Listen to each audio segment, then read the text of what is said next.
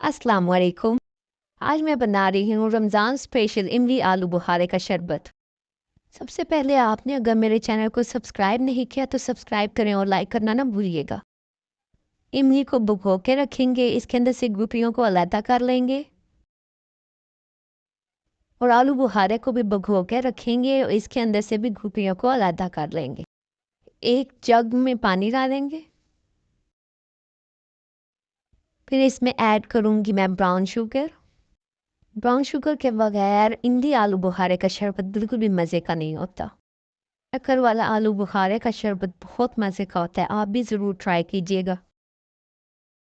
Brown sugar add करने के बाद इसको अच्छी तरह से मिक्स करना है।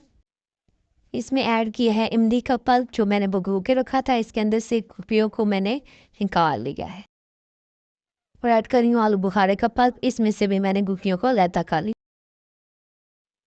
इसमें हाफ टी स्पून मैंने नमक ऐड किया है। इसको मैं अच्छी तरह से मिक्स करूँगी, नीचे जो ब्राउन शुगर है वो अच्छी तरह से डिज़ोल्व हो जाए। अब मैं इसको सर्व करूँगी। उम्मीद करती हूँ आपको ये रेसिपी पसंद आई होगी।